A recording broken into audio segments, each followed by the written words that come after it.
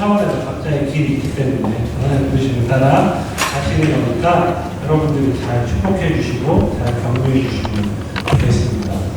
참고로 급한 거 순서를 말씀드리면 이보랑 박수민 선교사님은 대전에 계실 겁니다. 박민종 선교사님은 해방군 되어 서울로 가요. 그러니까 박민종 선교사님과 뭔가 뜻깊은 시간을 가지려면 며칠 안 남았어요. 내일 빨리 약속 잡으시고 빨리 밥 드시고 커피 드시고 좋은 시간 가지시면 될 것 같습니다. 녹화 때문에 마이크를 차야 돼가지고 잠시만요.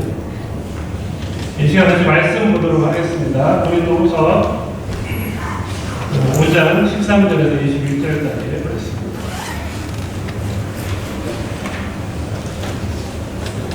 고린도 5장 13절에서 21절까지 말씀 같이 좀 길지만 큰 목소리로 읽도록 하겠습니다.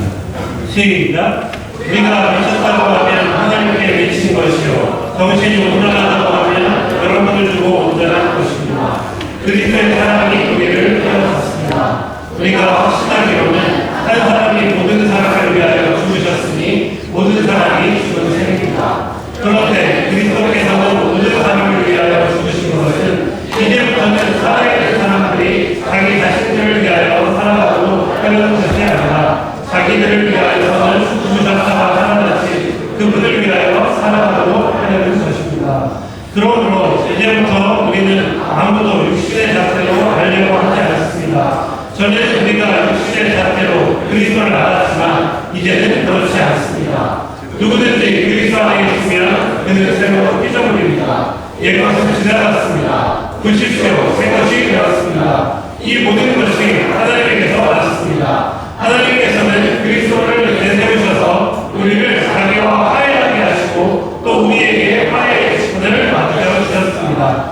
곧 하나님께서 사람들의 죄성을 따르지 않으시고 화해의 말씀을 우리에게 맡겨 주심으로써 세상을 그리스도 안에서 자기와 화해하게 하실 것입니다.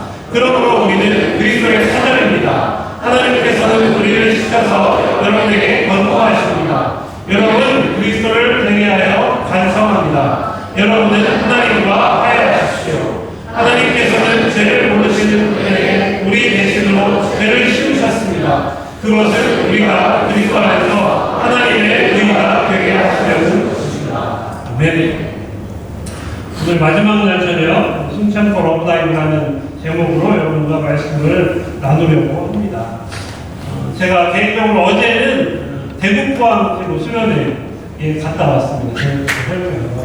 근데 대구 어제 낮에 특강으로 오셨던 박원호 목사님이 저한테 강의 요청을 하셔서 네 알겠습니다 하고 끝났는데 강의 장소를 제가 확인을 안 한 거예요. 그래서 대구 근처 어디겠지 대구 포항이니까 그랬는데 엊그저께 전에 박정호 선배님한테 전화가 카톡이 왔어요.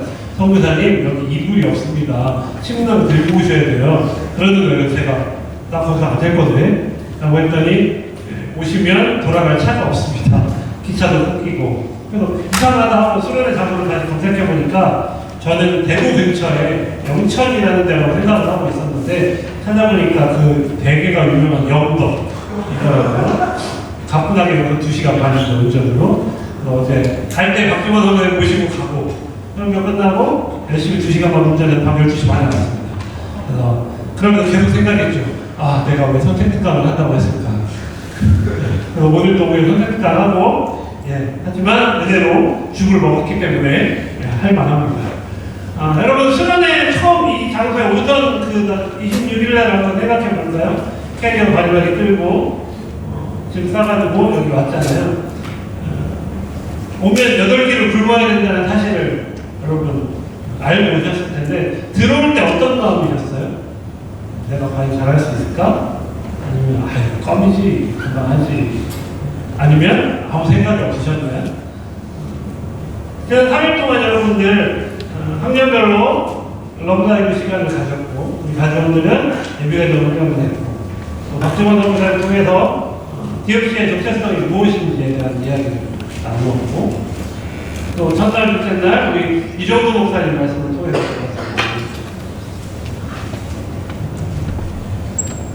그 시간들의 결론이 이제 오늘 저녁 우리가 왜 여기에 있고 여기에 모여서 우리가 무엇을 하려고 하는가. 그래서 처음에 제목이 승천고 러브다이브라고 주제가 딱 나왔다고 해서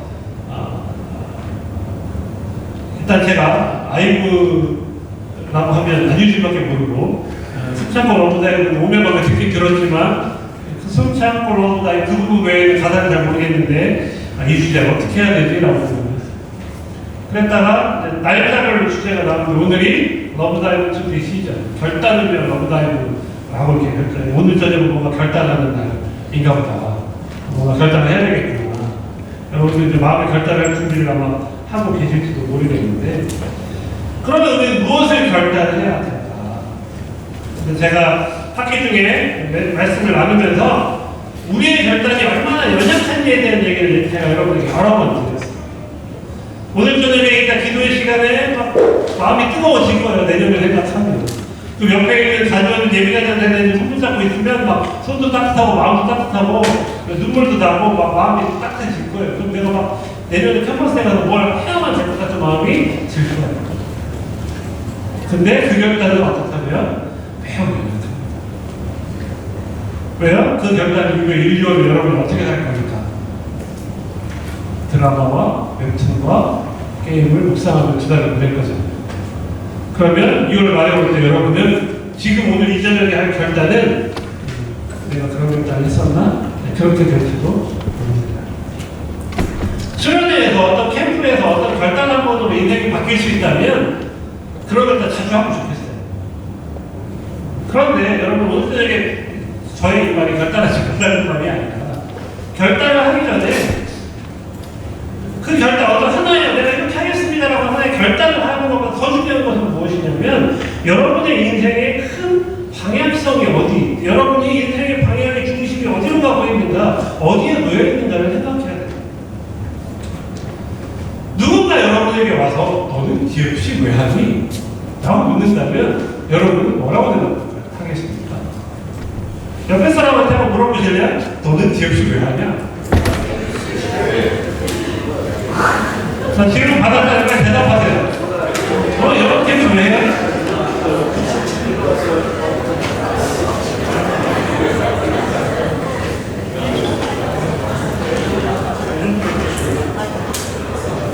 우리는 DFC를 왜 하는가요? 우리는 왜 돈 10만원씩 내고 여기가 8개 굶어야 할까요? 달려보니까 내년에는 겨울수련회를 아마 크리스마스 오후부터 해야 될 것 같아요. 25일이 수요일이더라고요. 술 먹고 하려면 25일 오후부터 해야 돼요. 허리 아니면 여러분 좋은 거예요. 교회가 예배 사사님에 드리고 올 거잖아요. 합법적으로 점심까지 먹고 올 수 있는 거예요.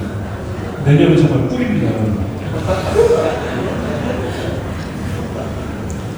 근데 성경에도 너 도대체 그 일을 왜 하니? 라고 질문받았던 사람이 있어요. 그 중에 가장 대표적인 인물이 바로 사도 바울이에요. 사도 바울은 자기는 뭔가 예수 그리스도의 사랑을 증거하기 위해서 열심히 뛰어다녔어요. 근데 사람들은 다 너 도대체 왜 그걸 하는 거야? 라고 물었어요. 너 그거 사실 다 그냥 돈 벌려고 하는 거지. 아니면 너 그거 그냥 사람들한테 칭송받으려고 하는 거지.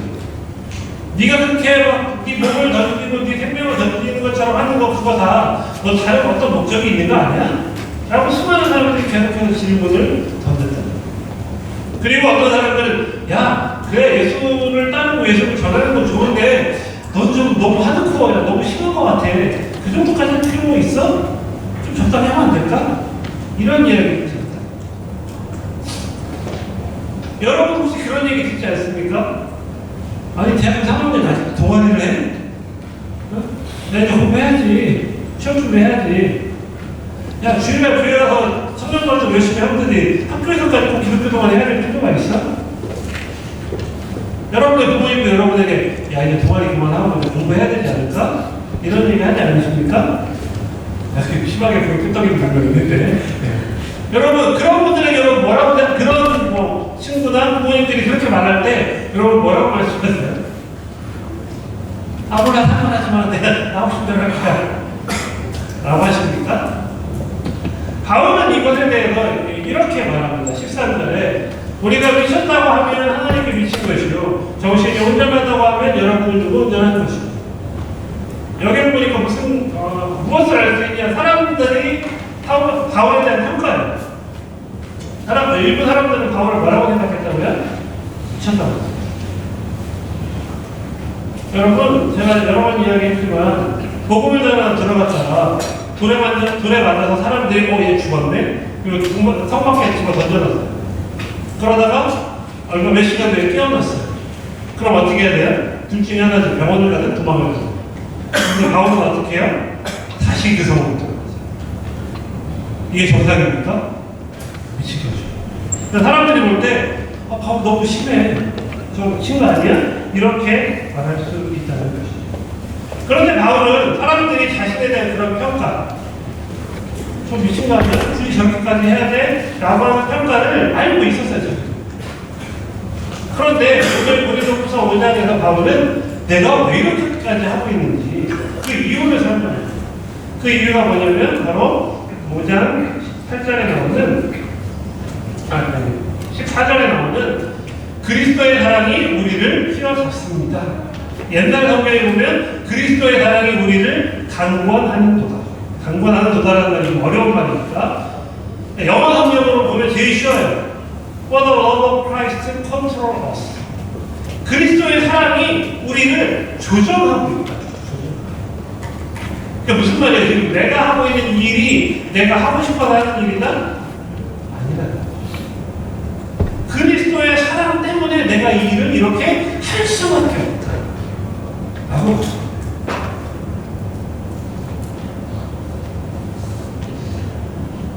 여러분 아까 옆에 친구에게 DFC 왜 해? 라고 물어봤잖아요. DFC 왜 합니까? 모범생 같은 정답은 뭐냐면 멋있게 대답하는 거예요. 그리스도의 사랑이 나를 강권하는 듯. 그리스도의 사랑이 나를 휘어잡고 있다. 별로 동의 안 될 수도 있지만 옆에 사람한테 한번 말해볼까요? 그리스도의 사랑이 나를 휘어잡고 있어. 그게 그 고백이 진실된 고백이죠. 그러면 그 그리스도의 사랑이 도대체 뭘까요? 여러분 그리스도의 사랑하면 뭐 생각납니까? 나를 위해서 십자가에서 죽어주신 그 그리스도의 사랑, 죽음을 내어주신다. 그것을 바울은 18절부터 20절까지 이렇게 설명합니다.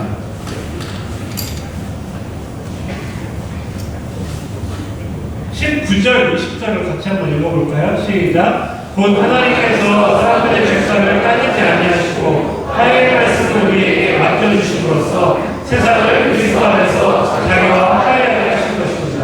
그러므로 우리는 그리스도의 사랑입니다. 예수 그리스도는 세상과 하나님을 화목하게 화해하기 위해서 보내준 존재라는 겁니다. 그 화해하게 하는 행동이 뭐예요? 우리가 알고 있는 것처럼 그분이 십자가에 달려 죽으신 사건. 그런데 이 시대에 너무나 많은 그리스도인들이 예수 그리스도의 그 십자가 구원의 사건을 언제만 기억하냐면 고난주간과 부활주일날. 고난주간에 십자가가 얼마나 아프셨을까? 그거 생각하다가 부활주일날 계란 3개 까먹으면서 기뻐, 주님 부활하셨다. 그러고 끝나죠. 실제로 여러분의 삶에 그리스도의 사랑, 그리스도의 날 위해 죽어주신 그 대속하신 그리스도의 사랑이 여러분을 얼마나 컨트롤하고 있습니다. 여러분이 기획식을 하고 있는 이유, 여러분이 제자의 삶을 살아가는 이유, 여러분이 그리스도인의 삶을 살고자 하는 이유의 근원이 무엇이냐?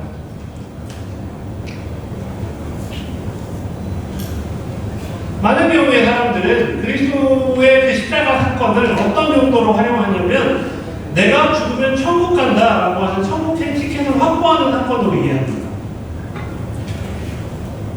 예수 그리스도를 주로 고백하는 자에게는 구원이 주어집니다. 그런데 나는 그 예수 그리스도를 주로 고백합니다. 그렇기 때문에 내가 죽으면 나는 어디에 간다? 천국에 간다. 그래서 예수 그리스도의 십자가 사건이 어떤 사람들에게는 천국행 티켓을 확보하는 것으로 이해가 됩니다. 그런데 예수 그리스도의 사건을 단순히 천국행 티켓을 확보하는 일로만 이해하면 어떤 문제가 발생할까요? 지금 한국 사회에서, 한국 교회에서 일어나고 있는 일 같은 일들이 일어납니다. 무슨 말이에요? 예수 그리스도의 십자가 사건을 내가 천국 가는 일과만 연결시켜서 생각하다 보니까 그 예수 그리스도를 믿게 되어서 내가 구원을 받게 된 내가 그러면 어떻게 살 것인가? 에 대한 이야기를 하지 않게 되었다.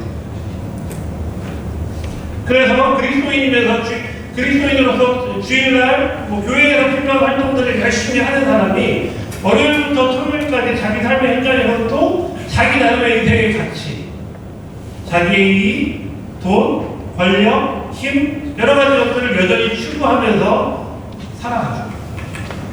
그 어느 곳에도 예수 그리스도의 십자가 사건을 입은 자로서의 관점이 존재하지 않습니다. 여러분은 어떻습니까? 여러분의 학교 생활은 어때요? 여러분의 친구들과의 관계는 어떻습니까? 여러분의 대학 생활은 어떻습니까? 여러분의 가족 관계는 어떻습니까? 그 안에 여러분이 그리스도의 사랑을 입은 자로서 그리스도의 사랑에 감건되어지는, 그리스도의 사랑으로 컨트롤되어지는 삶의 지향성이 있습니까? 예수 그리스도 믿으면 천국 간다 라고 하는 것만 붙잡고 사는 사람은 예수 그리스도가 이 땅에 보내주신 그 이후에 그 풀 패키지에서 절반도 채 이해하지 못하는 거예요.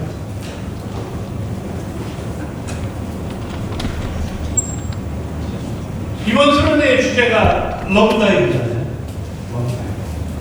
근데 러브다이브 앞에 뭐가 붙어요? 숨참고 숨참고 다이브잖아요. 숨참고 다이빙 하는 거예요. 왜 숨을 참아야 돼요? 숨 안 참고 다이빙하면 어떻게 돼요? 죽어요. 그런데 예수 그리스도의 이 땅에 오심, 우리를 위해 죽어주심은 숨 참고 러브다이브가 아니고 그냥 러브다이브. 예수께서 우리가 있는 이 세상으로 어떻게 하신가요? 기독교적 버전으로 그걸 성육신, 낮아지심, 여러 가지 언어로 설명하는데, 우리 수련의 주제로 번역하면 예수께서 우리 인간 세계로 다이빙에 들어오신 거예요. 러브다이빙. 우리가 다이빙을 할 때 손 참고 다이빙 하죠. 그리고 그 다음 뭐 해요? 다시 물 위로 빨리 올라가죠. 숨 참는데 한계가 있기 때문에. 그런데 예수 그리스도께서는 이 세상으로 다이빙에 들어오셨어요. 제가 무려 오늘 저녁 집회 설교를 준비하려고 유튜브를 틀어놓고 아이브 자매님들의 거의 숨 참고 러브다이브 가사 작성했잖아요. 제가 집에 가서 한 4-5번 보고 왔어요. 근데 저희 같은 주소지에 거주하시는 저희 정부의 선배님 뭐해? 설교 준비해. 근데 제가 그거보다 되게 신기했어요. 그래서 이 가사 작사가가 기독교인이 아닐까라는 생각이 들어요. 그 이제 러브다이브는 이렇게 나르시스 심화 연결하고 뮤비도 그렇게 되어 있는데, 그 숨 참고 러브다이브라는 가사 앞에 보면 그냥 순식간에 쓱 지나가는 영어 가사 중에 퍼펙트 세크리파이스라는 단어가 나와요. 2번인가 3번 나와요. 근데 세크리파이스가 뭐예요? 희생이에요, 희생. 보통 이 퍼펙트 세크리파이스라는 단어는 일반 영어에서 잘 안 쓰는 단어예요. 기독교에서 특히 예수 그리스도의 사역을 소개할 때 자주 등장하는 단어거든요. 퍼펙트 세크리파이스, 완벽한 희생, 완전한 희생. 예수 그리스도가 이 세상 안으로 뛰어들어오신 그것이 퍼펙트 세크리파이스. 그래서 이 작사가가 뭘 알고 썼나? 라는 생각이 듭니다. 예수 그리스도가 이 땅에 그렇게 러브다이브 해오신 그분, 그 퍼펙트 세크리파이스 젠더를 입은 우리에게 계속해서 주어지는 그런 요구되는 삶이 무엇일까? 오늘 아까 이 본문에 보면 20절에 보니까 뭐라고 나와 있어요? 그러므로 우리는 그리스도의 사절. 먼저 사절로 오신 분은 예수 그리스도세요. 사절, 그 맥락 속에서 보면 여기서 사절, 대사는 단순히 어떤 대사직을 수행하는 사람을 의미하기보다 한 나라와 다른 나라의 소통을 담당하는 화해하게 하는 역할을 합니다. 그 화해자로서 누가 오셨어요? 예수 그리스도 오셨어요. 우리가 생명있는 사랑에서 맨날 보는 것처럼 하나님이 처음 이 세상을 창조하실 때 인간과 함께 하시고자, 인간에게 생명을 주시고자 사람을 창조하시고 에덴을 만드시고 그곳에서 하나님과 인간이 같이 교제하도록 시작하셨어요. 그런데 인간이 그 생명을 걷어차버렸죠. 그래서 인간이 하나님과 인간이 분리되었어요. 반복해서 설명드리지만 성경이 말하는 죄는 상태라고 말씀드렸죠. 하나님 인간으로부터 분리되어 있는 상태. 그리고 그 인간에게 완악한 마음이 들어와서 이제는 어떻게 되었냐? 단순히 분리되어 있는 상태가 아니라 인간이 하나님을 거부하는 지경이 있는 거예요. 여러분 캠퍼스에서 이런저런 모양으로 전도하잖아요. 생명을 사랑을 전하기도 하고 와플을 나눠주기도 하고 이야기 말씀에 목원대로 군고구마 구워서 나오셨잖아요. 꼭 한번 가고 싶었는데 군고구마 못 먹었는데 하여튼 심지어 우리가 군고구마를 나눠줘도 싫다는 인간들이 있잖아요. 그게 뭐야? 그만큼 사람들의 마음이 완악하여져서 생명이신 하나님을 거부하는. 그렇게 갈라진 이 두 왕국, 하나님의 나라와 인간의 나라 사이에 누가 다이빙에서 들어오시는 거예요? 예수 그리스도가 다이빙에서 들어오시는 거예요. 퍼펙트 세크리파이스. 그래서 그분은 그 일을 하시고 그 일을 이 땅에서 펼치시고 제자들을 가르치시고 그분은 올라가셨어요. 그리고 그분이 메시아다라고 하는 사실을 이해하는 사람들이 어떤 삶을 살도록 요구받는 거냐면 오늘 본문에 나온 것처럼 사도 바울이 야 너희가 나를 미쳤다고 해도 좋은데 이거 내가 하고 싶어서 하는 거 아니고 그리스도의 사랑이 나를 컨트롤하고 있어. 그리고 그분이 화해자로 오셨던 것처럼 우리도 결국 그리스도의 사자예요. 그러니까 예수 그리스도 그 십자가 사건을 중심에 받아들인 자들은 나 죽으면 천국 가는구나 라고 하는 그 티켓을 확보한 것에서 그치면 안 되고 뭐예요? 이 세상 가운데 화해하게 하는 자들 사절로 존재해요. 여러분 우리가 지난 3일 동안 여기서 뭐 했습니까? 여기서 왜 이걸 했습니까? 여러분 가족은 개인의 간절한 기도 제목과 하나님 앞에 해결만 하면 여러 문제들이 있었겠지만 여러분 우리가 ATMC가 이 난리를 치는 이유는 따지고 올라가면 오늘 본문의 언어로 해석하면 우리가 캠퍼스 가운데 하나님 나라와 캠퍼스 사이의 대사로 하나님 나라와 캠퍼스 사이에 화해하게 하는 자로 서기 위해서 그 준비를 하는 거죠. 그 이상도 그 이하도. 그렇기 때문에 여기 앉아있는 여러분 한 사람 한 사람은 다 뭐다? 오늘 20절에 나오는 말씀처럼 우리는 그리스도의 사절. 우리는 그리스도의 사절로 살아야 합니다.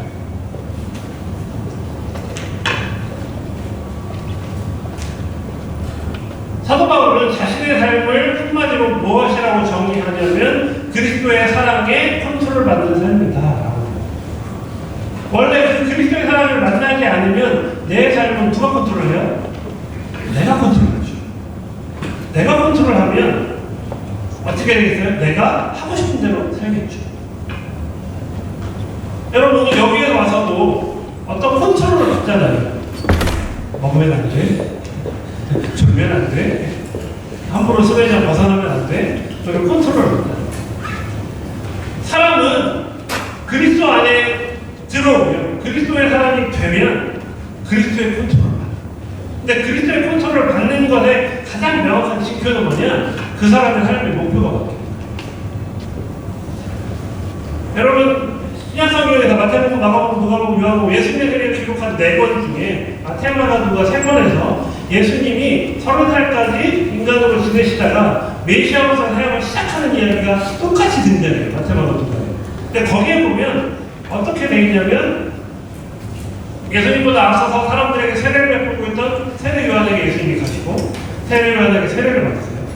그리고 광야의 이끌에 나가셔서 사람에게 시험을 받으시고 말씀으로 물리치세요. 그리고 회개하라 하나님 나라가 가까이 왔다라고 하나님 나라를 선포하죠. 그리고 나서 등장하는 이야기가 뭐냐면 제자를 부르시는 거예요. 우리는 예수님의 제자 하면 12제자를 생각하는데 이 세계복음서 앞부분에는 그 12명의 제자가 아닌 베드로라는 사람과 안드레라는 사람 두 사람을 부르는 이야기가 따로 등장해요.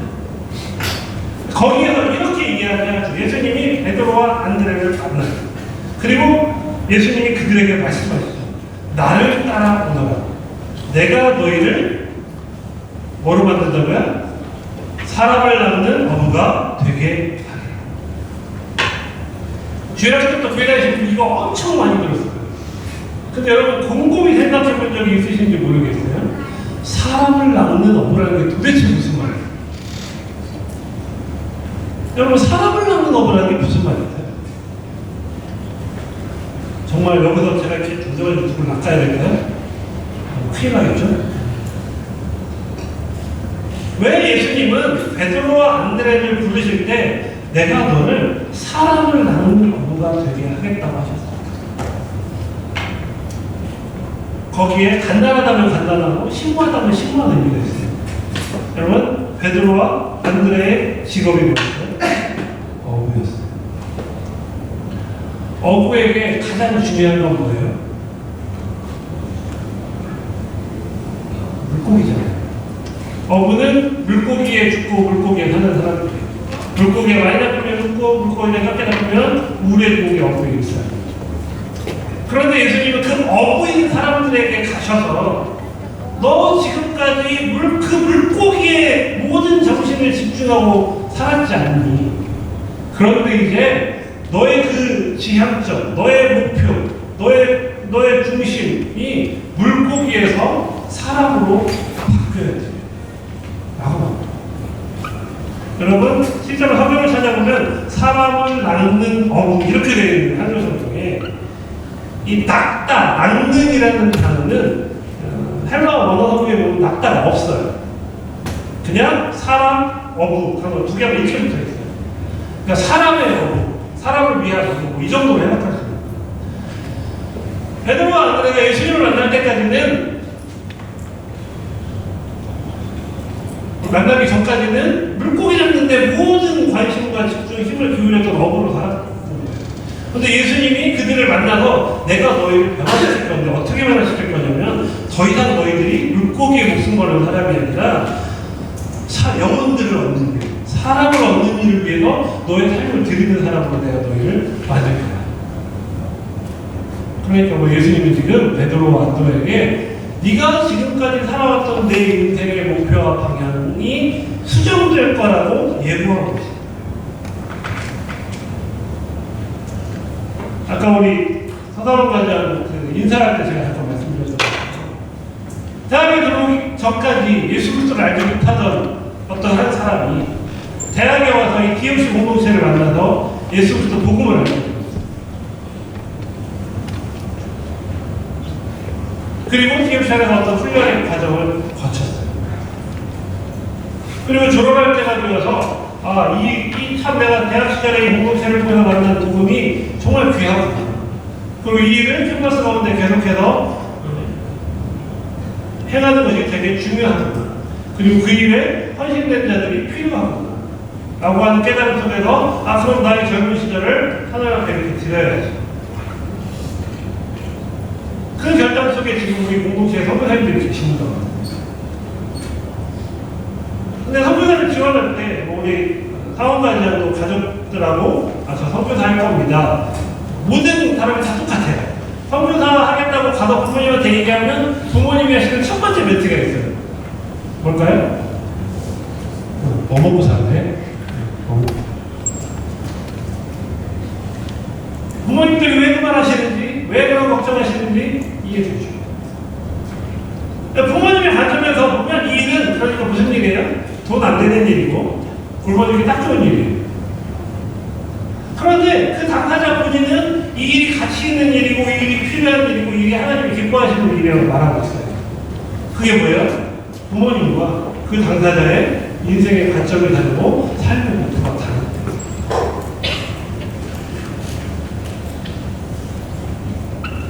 여러분 생각해보세요.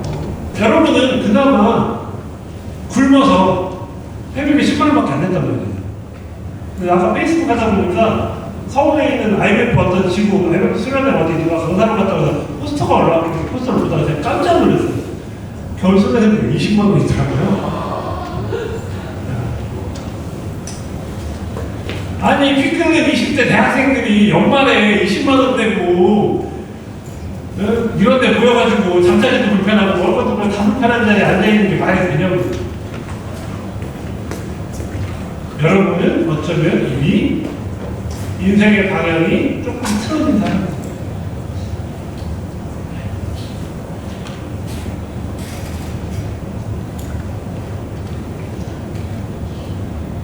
그 인생의 방향이 틀어지는 사람들에게 주님이 요구하시는 게 뭐냐? 주님이 우리의 세계로 러브다이브에서 들어오셨듯이 우리는 이제 그 그리스도의 부르심 속으로 러브다이브하고 뛰어 들어갑니다. 숨 참고 들어가서 잠깐 뛰어 들어갔다고 항상 나오는 게 아니라 그분이 퍼펙트 세크리파이스 하셨던 것처럼 우리도 그분이 요구하는 제자의 삶, 그리스도의 사절의 삶, 화해하게 하는 사람, 하는 삶으로 우리의 삶을 끌고 들어갑니다. 그것이 제자의 삶입니다.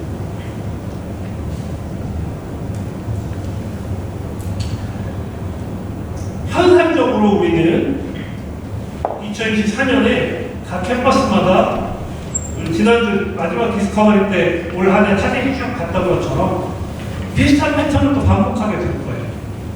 1, 2월 달에 학교별로 졸업예배 드리고 또 신입생들 온다고 하면 또 홍보 테이블 만들어서 뭐 커피도 드리고 홍보물도 드리고 뭐 이렇게 설문도 하고 열심히 할 거예요. 그리고 3월 달 되면 홍보 테이블 열심히 하고 동아리 박람회 하고 또 신입생들 으쌰으쌰해서 뭐 신입생 환영회도 하고 이렇게 합니다. 그 일의 결국이 무엇이냐? 그 일의 궁극이 무엇이냐? 우리가 그 예수 그리스도의 부름 앞에 우리를 던짐으로써 인생의 방향이 예수 그리스도가 아니었던 친구들을 대학에 들어오면서 여러 가지 자기 인생의 계획과 생각을 가지고 왔던 친구들에게 인생에 그것보다 더 중요하고 더 의미 있고 더 필수 불가결한 의미가 있다 라는 사실을 가르쳐주고 함께 그 길을 가자고 이야기합니다. 오늘 아까 예비가정을 하면서 저 꽃길 들어오면서 막 박수 쳤잖아요. 두 가지 생각이 들었어요. 참 감사하다. 이렇게 예비가정 훈련까지 와서 겨울소년까지 와서 예비가정 훈련까지 이렇게 들어올 수 있는 영혼들이 있다는 사실 참 감사하다는 생각이 들었고 하나는 또 뻘 생각인데 그냥 저 바닥 저 지저분한 어제 치우지? 그런 생각을 하게 되고 올 한 해 동안 이 공동체에 여러 명의 친구들이 왔다가 갔어요. 왔다가 갔어요. 그런데 어떤 분들은 여기 계신 우리 가주원들은 왔다가 가지 않고 가지 못하고인지 모르겠지만 어쨌든 무급장에서 이 공동체가 가는 그 기한을 동의하고 그래 우리 가이드들이 갔던 그 길을 나도 가겠소 라고 하고 좀 이제는 있는 거예요. 여러분 이제 돌이킬 수 있는 시간이 얼마 남지 않았어요. 내일 오전에 백단 예배 때 임명장 받아요. 아닌 것 같으면 임명장 받기 전에 빨리 도망가요. 물론 가장님이 못 도망가게 잘 부탁했지만 여러분 이 수련을 통해서 결국 우리의 오늘적인 결단이 있다면 그것은 주님이 우리에게 요구하시는 그 사절에다 대사에다 화목하게 하는 그 삶으로 우리 자신을 던지는 거예요. 신약성경에 보면 예수님은 우리의 상황을 잘 알지 못하면서 우리가 얼마나 힘든지 잘 모르면서 우리가 어떤 어려움을 당할지 잘 모르면서 이 일을 하라고 요구하시는 것이 아닙니다. 여러분이 지금 현상적으로 겪고 있는 여러 어려움들이 있잖아요. 대한민국에서 2023년에 대학생, 특히 지방대생이라고 하는 신분에서 여러분이 가질 수 있는 핸디캡과 어려움들이 있어요. 그리고 여러분 개인의 가정의 상황과 여건 때문에 또 여러분이 겪어야 될 어려움들이 있어요. 그리고 또 개인적으로 누구와의 관계와 상관없이 그냥 여러분 개인의 상황에서 또 어려움이 있습니다.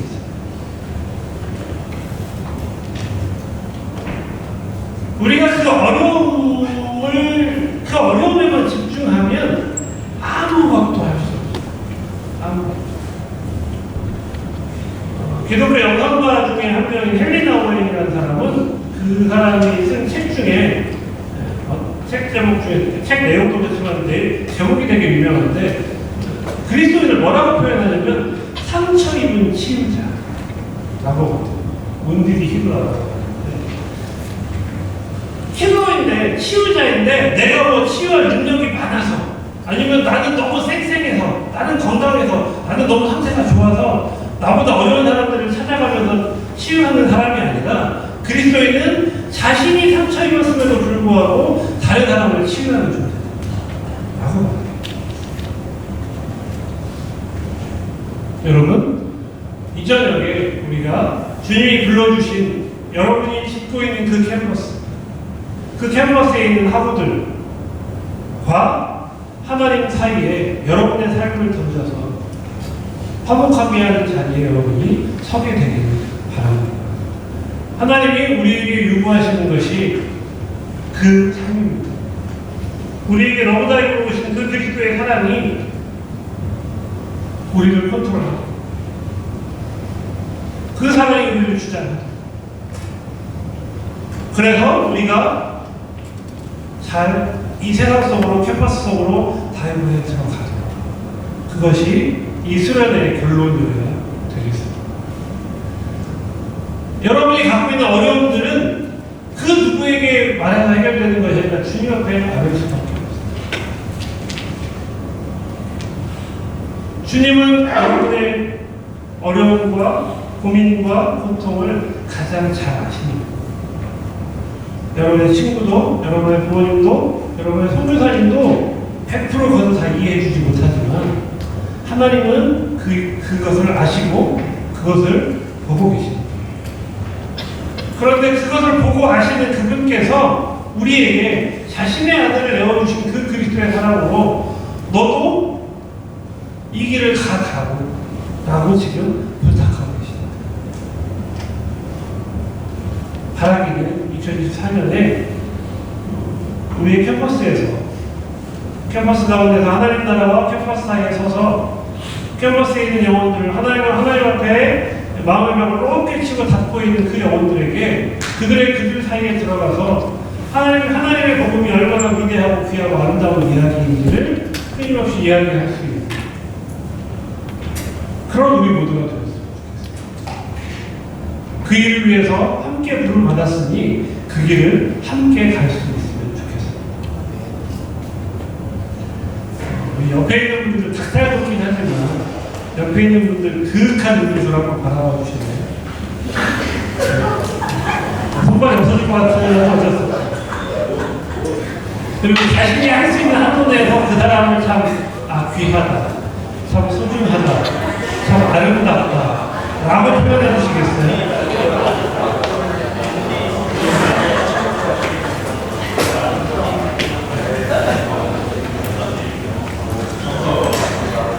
제가 이번 학기를 지나면서 여러분들 보면서 눈물이 날 것 같을 때가 몇 번 있었어요. 그게 언제냐면 지난번에 한번 얘기했는데 디스커버리 때 짝기도할 때 앉아가지고 짝기도하는 모습을 보면 제가 마음이 너무 감사해요. 진짜 지난번에 얘기 전에 사진 찍고 싶다. 그 짝기도하면서 서로 얼굴 표정이 너무 밝은 거예요. 아까 우리 예비가장 훈련 간증할 때도 결단문제 할 때도 몇 분 얘기하셨지만 우리 공동체가 완벽하지 않아요. 우리 공동체가 연약한 부분도 많고 아직 더 체험해야 될 부분도 많은 공동체예요. 하지만 그럼에도 그 연약함에도 불구하고 또 이 세상에서 쉽게 만날 수 없는 공동체로서 아름다움을 가지고 있는 공동체라고 저는 생각해요. 그 공동체가 함께 이루어가는 것이 바로 아까 그윽하게 바라봤던 그 옆사람이에요. 그 한 사람 한 사람을 우리가 대부분적인 그룹별로 앉았으니까 그 옆에 있는 사람을 귀하게 여겨주면 좋겠고 그 길을 함께 가는 존재인 것을 기억하면 좋겠고 혹시라도 내가 좀 힘들고 어려워서 이 하나님 우리에게 불러주신 그 직책을 잊어버리고 그 직책에서 떠나려고 하는데 내 손 잡아줄 수 있는 사람이 바로 내가 마찬가지로 내 옆에 있는 사람이 힘들고 지치고 어려워할 때 하나님은 그 사람을 나를 통해서 그 사람을 얻어먹기 위해서 그 길을 함께 걸어갈 때 우리 DFC 공동체가 2024년 캠퍼스에서 캠퍼스와 세상 속으로 다 함께 멋있게 폼나게 되게 멋있는 자세로 다이빙하는 공동체가 됐으면 좋겠습니다. 올림픽 보면 스쿠버 다이빙 경기 보면 금메달 따는 선수들이 폼 겁나 멋있잖아요. 그다음에 12, 20이 하는 선수 보면 아 쟤는 안 되겠다 싶어서 우리가 봐도 그렇잖아요. 여러분 다 함께 세상 속으로 그리스도의 사랑에 힘입어서 멋있게 딸리는 제가 되기를 바랍니다. 네, 기도하겠습니다. 이 시간 기도할 때 주님 제 삶이 그리스도의 사랑에 잘 컨트롤되는 삶이 되게 하여 주시옵소서. 그리스도의 그 십자가 사랑이 고난주간이나 부활주의라고 묵상한 사건이 아니라 내가 그리스도인인 이유, 내가 사역을 하는 이유, 내가 교회에 가는 이유, 내가 신앙생활을 하는 이유, 그리고 내가 제자로서 살아가는 이유, 그 모든 것의 출발이 그리스도의 사랑인 게 아니죠. 그리스도의 사랑에 대한 이해와 묵상이 부족하다면 주님 그리스도의 사랑을 깨달을 수 있는 은혜를 허락해 달라고 했습니다. 그 삶을 살고자 하지만 잘 되지 않는 분들이 있다면 주님 저를 더 잘 다음에 말하는 강권하여 주셔서 나를 컨트롤하여 주셔서 그리스도의 사랑으로 나를 묶어주십시오. 그리고 그 주님이 원하시는 그 사랑의 길을 가도록 나를 인도해 주십시오. 특별히 2024년 사역 가운데 주님 내가 그 길